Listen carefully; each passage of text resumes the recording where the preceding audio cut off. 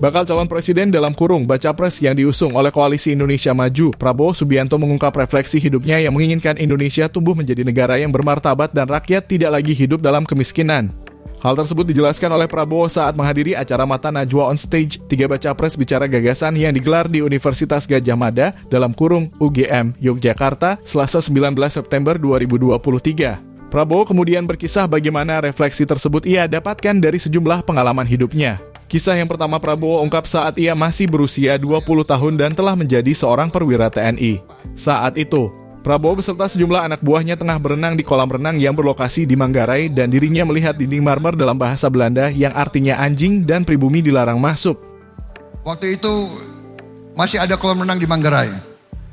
Dan waktu saya berenang, saya lihat ada dinding. Dinding dari marmer, tapi tertutup oleh lumut. Saya suruh bersihkan lumut dan saya baca, di situ ada tulisan Honden and Inlander Verboden.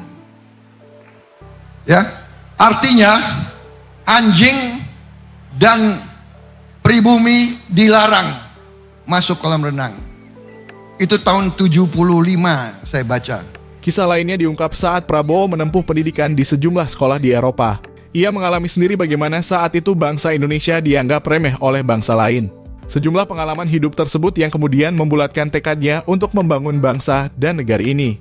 Prabowo tidak ingin bangsa Indonesia dihina terus. Untuk itu ia bertekad untuk membangun Indonesia menjadi bangsa yang bermartabat dan terhormat. Kalau Anda minta saya refleksi, saya ingin sebelum saya meninggal, saya melihat Indonesia menjadi negara yang bermartabat, negara yang terhormat. Saya ingin lihat tidak ada lagi kemiskinan di Republik Indonesia. Saya ingin lihat anak-anak Indonesia kuat, gembira, senyum dan orang tuanya gembira, tegas Prabowo. Ia melanjutkan dirinya memiliki cita-cita agar generasi penerus bangsa Indonesia dapat berdiri di atas kaki sendiri. Saya ingin bangsa saya terhormat, berdiri di atas kaki sendiri. Saya ingin melihat adik-adik saya ini semua, nanti kau pakai mobil buatan Indonesia, motor buatan Indonesia.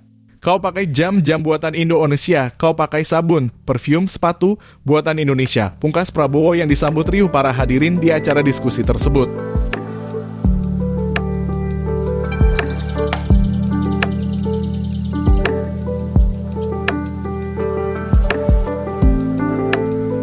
Kunjungi atau baca berita lengkap lainnya di website terasmaluku.com.